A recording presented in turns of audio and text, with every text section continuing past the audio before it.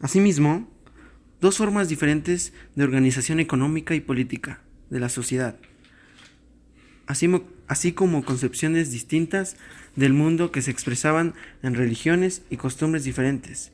Sin embargo, este choque de dos mandos produjo no obstante el dominio occidental, el surgimiento de una nueva que se desarrolló a lo largo de 3 siglos, es decir, 300 años de la colonia, y que daría origen más adelante a una nueva nación, la convivencia entre los grupos de españoles y indios. Dio como resultado la creación de un nuevo grupo étnico conocido como mestizo. Este mestizaje comenzó y se enriqueció con la introducción de español con indígena es igual a mestizo, indígena y negro es igual a sambo, y español y negro es igual a mulato. La sociedad novohispana del siglo XVII.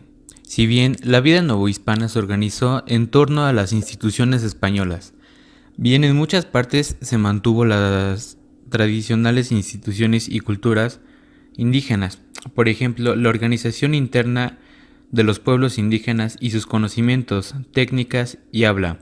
Es así como el siglo XVII, la organización social y política dio lugar a la existencia de la República de Españoles y República de Indios, que se regía por las leyes que para cada una elaboraban las autoridades. Los mestizos, las castas y los negros eran exclusivos de esta organización y considerados como esclavos. Se les marginaba en la vida social de la Nueva España. Por otra parte, el mestizaje dio como resultado una producción cultural en el siglo XVII. En el siglo XVI, la educación de los indígenas se realizaba junto a las actividades de evangelización, pues la enseñanza de la lengua española fue algo importante para la comunidad cristiana. Fue así como se fundaron los colegios de Texcoco y San José y Santa Cruz, pues la educación de la nobleza indígena a cargo de la doctrina de los dominios y agustinos. En esta se enseñaba la enseñanza doctrina católica, también oficios como sastrería.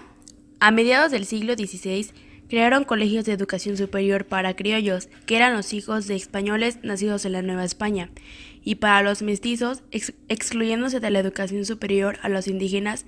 Estos colegios superiores como el de San Pedro y San Pablo en la Ciudad de México fueron criados y dirigidos por los jesuitas. Más adelante, debido al gran avance educativo de la Media España, se logró la inauguración en 1593 de la Universidad Pontificia, el centro cultural más importante de la Nueva España de la colonia. Ya en el siglo XVII se desarrolló algo artístico llamado barroco, que tras el Monte de España influyó en el desarrollo de la arquitectura, de las artes plásticas y la cultura novohispana.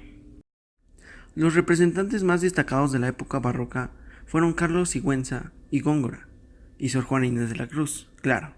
Y no obstante, en la situación que vivía la mujer en la época colonial, se le consideraba como la figura más importante de la cultura en México colonial, en la que se refiere a la arquitectura barroca, que está formada por artísticos de la Edad Media y el Renacimiento, las cuales son aportaciones muy importantes que hicieron los indígenas. Esto se caracterizó por la construcción más grandes de edificios adornados y muy detallados con oro y plata. De igual forma, se desarrolló una pintura con técnicas provenientes de Europa, como la llamada pintura al fresco, por los frailes de los conventos.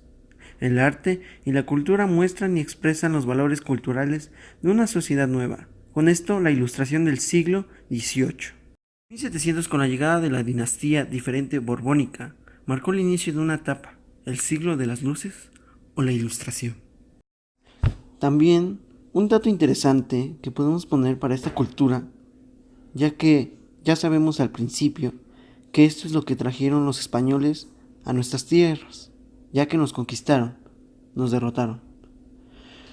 Podemos decir que también se formó un Real Consejo de Indias, fundado por Carlos I, y su primer presidente, el fray Juan García de Loaiza.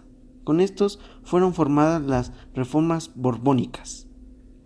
Las aportaciones en el lado de comida, se podría decir, serían el maíz, el frijol, la papa, el tomate, algunas castas y alimentos tradicionales como el cacao. En la sociedad, como hoy en día, se dividen en clases sociales. Aquí existía una compleja posición social. Estaba creado de acuerdo con la diferenciación racial establecida por el grupo dominante. En lo más alto de la pirámide social se encontraban los españoles que se convirtieron en señores de la tierra.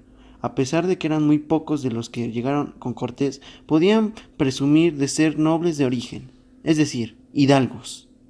Y los que gozaban de este privilegio contaban solo con la adscripción por herencia, ya que su riqueza material era escasa.